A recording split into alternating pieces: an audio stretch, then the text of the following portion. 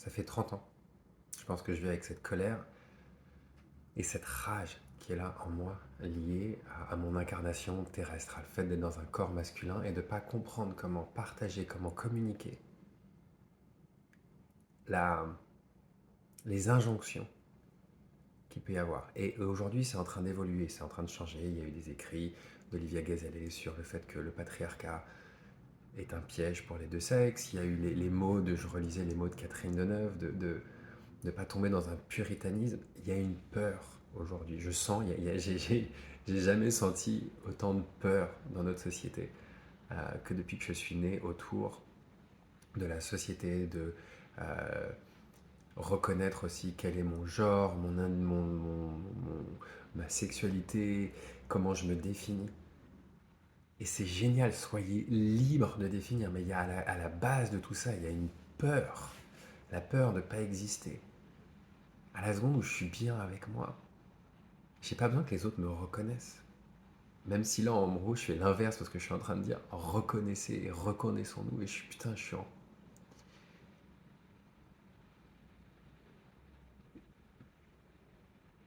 merde.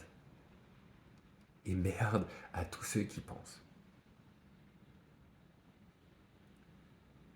qu'être un corps masculin, ça se limite. Encore plus quand il est blanc, cisgenre. Et je vais pas me défendre. Tout ce qui est projeté sur ça. Merde.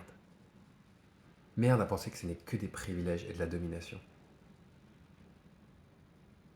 Là, je relisais un article. En Ukraine, les femmes et les enfants peuvent partir, mais pas les hommes.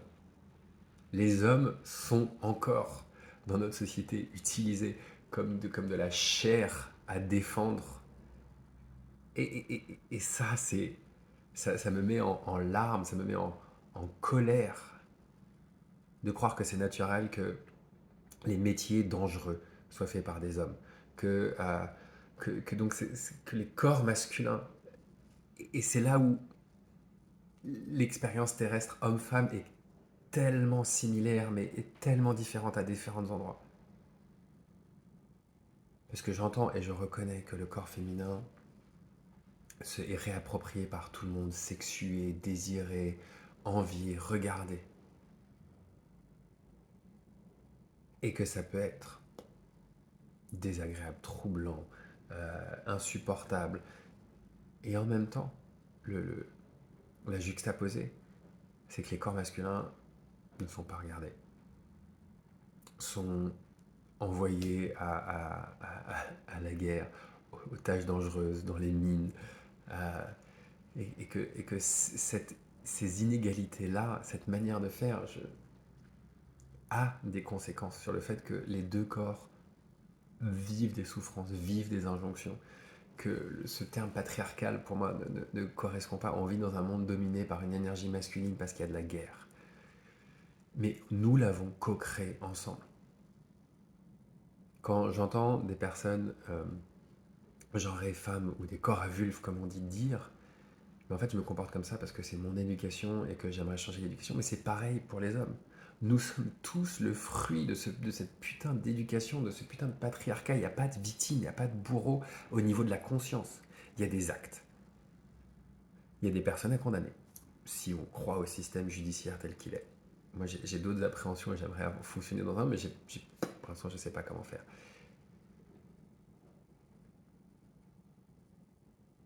Mais je trouve que nous sommes, et je le retrouve dans les mots de Catherine Deneuve, nous arrivons dans une forme de puritanisme, de contrôle par la bien-pensance de comment il faut bien dire les choses, de comment il faut bien parler, de comment il faut bien aborder les gens, comment il faut reconnaître ton identité, ton truc, tout. Et je suis pris dans ça. Et je ne suis pas exempt de ça, et je ne suis pas mieux que ça.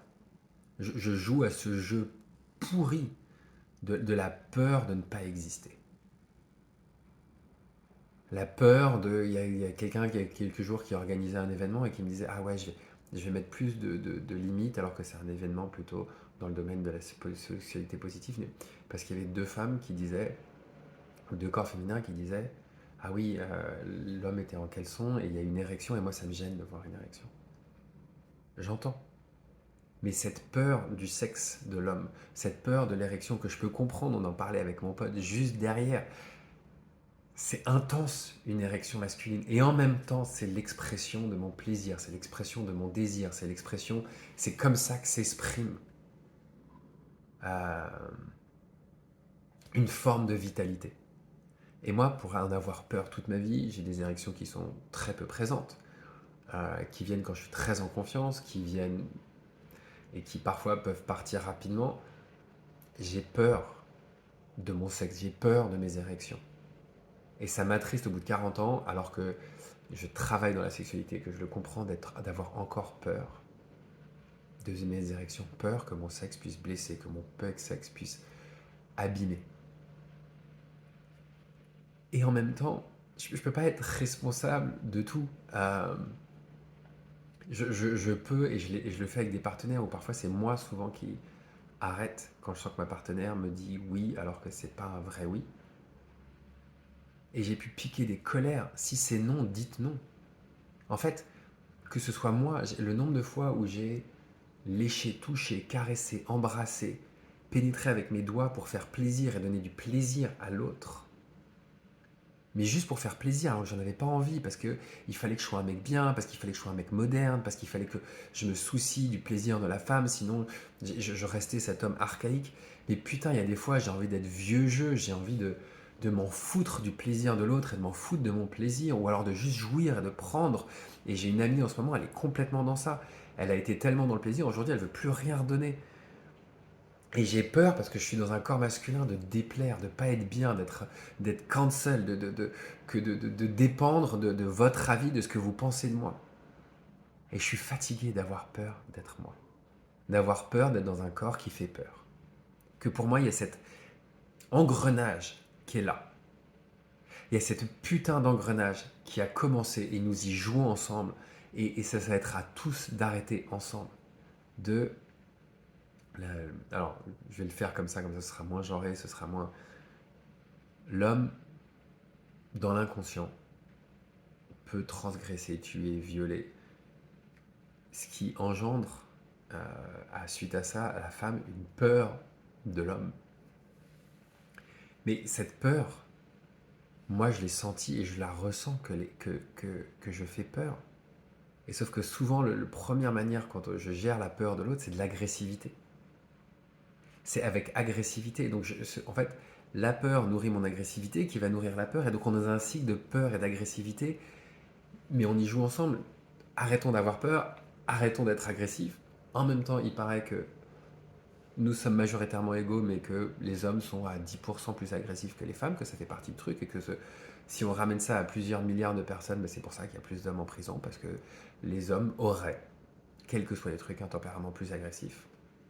Et qu'il peut y avoir des putains de différences, que nous ne sommes pas les mêmes, que mon corps n'a pas les mêmes implications qu'un corps féminin, que pénétrer et être pénétré, c'est pas la même chose.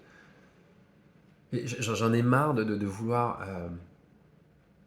oui, pour une équité, pour une égalité judiciaire, sur une égalité des chances, mais nous n'avons pas le même système chimique, on n'a pas le même corps, on n'a pas la même manière de pouvoir accéder à la sexualité, à pénétrer. Je ne peux pas faire d'enfant, je peux potentiellement faire du lait. Il paraît que dans des tribus africaines, il y a des Africains qui peuvent faire, avec le temps, du lait.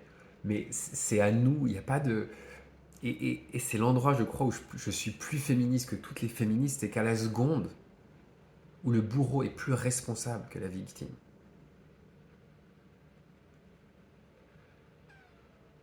on est foutu, pour moi. Si le bourreau, dans sa construction, qui est souvent l'homme, est plus responsable de ses faits et ses gestes, c'est-à-dire que les hommes ont plus de capacité à s'extraire de leur conditionnement. Et si les hommes ont plus de capacité à s'extraire de leur conditionnement, c'est qu'ils sont plus conscients, plus avancés dans le domaine humain. Or, je ne pense pas que les hommes soient plus avancés que les femmes dans le domaine humain.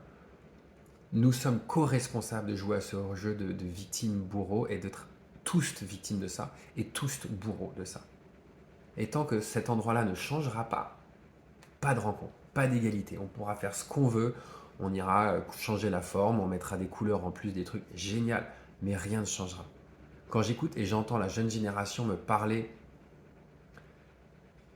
de cette injonction à devoir être pan, à être non-binaire, et quand on leur demande mais alors, mais tu préfères quoi et c'est quoi ton truc, bah, ils sont là, bah, moi je préfère les hommes. Bah, alors donc t'es hétéro? Non, non, je suis pan. Bah, non, en fait. Et on s'en fout, on pourrait. Mon rêve absolu, c'est qu'il n'y ait pas de mots. C'est qu'il n'y ait pas besoin de se définir, c'est juste d'être.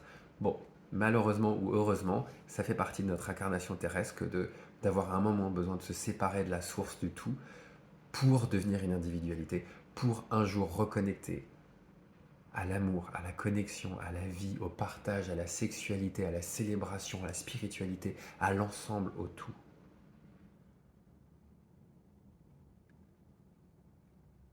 Et c'est à cet endroit aussi que je trouve que d'être dans un corps masculin, il n'y a aucun privilège, c'est sur l'amour. J'ai longtemps cru, et je l'entends beaucoup, et je le vois, et je le perçois, que beaucoup d'hommes pensent qu'ils ne savent pas aimer.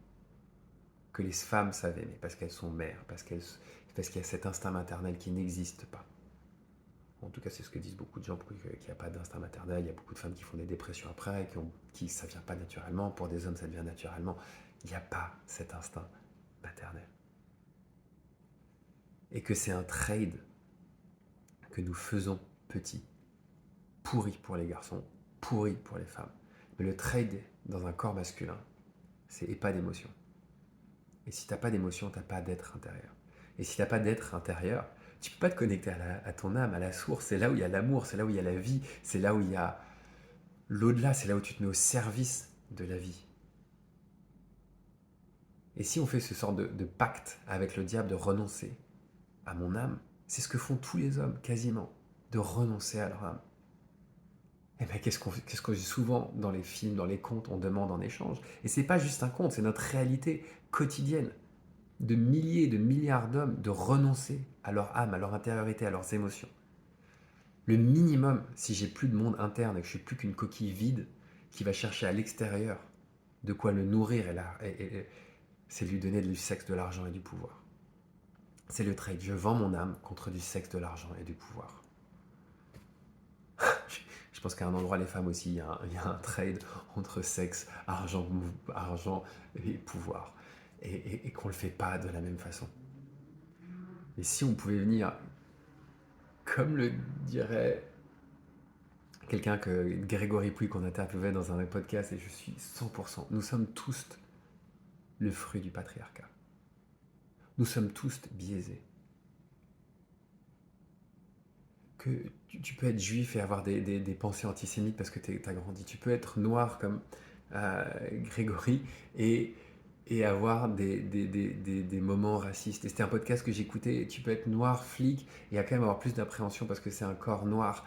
On n'y peut rien que dissocier. Il y a des choses qui ont été transmises et elles sont là. Elles ne sont pas vraies.